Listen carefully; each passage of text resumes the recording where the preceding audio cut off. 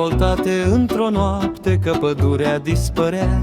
Printre animale în șoapte un plan mare se năștea. Plănuiau ca pe Horgește anul ce căruța și-o umplea, să-l oprească în plină ziua când mai puțin se aștepta. Să-l sperie cu fuga poate, să-i mai pună în bețe roate, căci el casa le-o distruge, codrul zilnic îl usucă. Animalele știau bine că pădurea se tăia și prin tasin și prin brazi lemnul zilnic dispărea.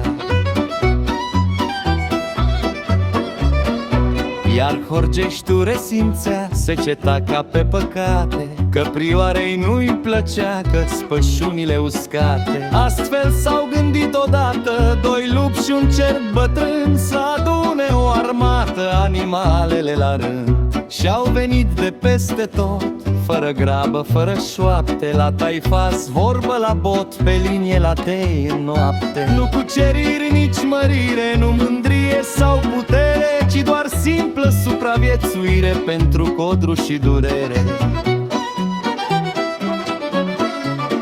La tei cu toții au ajuns unde locul permitea, 6 lupi din tasi întunși, 10 arici stând drept scolea. Din pădurea cea de brazi 10 cerbi au spus prezent, de la lacul porcilor 8 mistreți grohăind violent.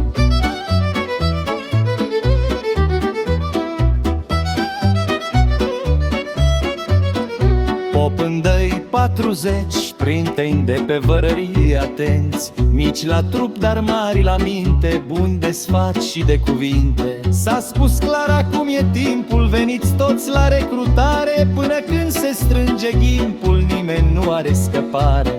Spre dimineață la rând a venit, dar fără grabă, de pe corniți împins de vânt, un iepure într-o doară și un urs mare și greu, de pe oituz adunat, ca să joace rol de zmeu pentru lemnul cel furat.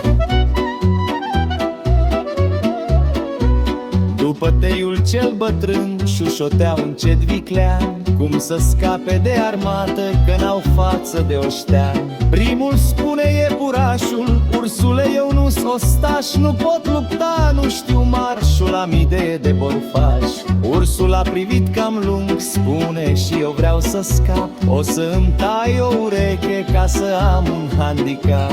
Foarte bună e ideea, spuse ursul tremurat, eu îmi voi tăia piciorul, de armată am scăpat. Intră primul iepurașul, după planul înfăptuit, iese afară, spune tare, un pic surd ei m-au găsit. A intrat apoi și ursul, șchiopătând, mergând la pas, când a ieșit spuse tare: nici eu nu lupt, că-s prea gras.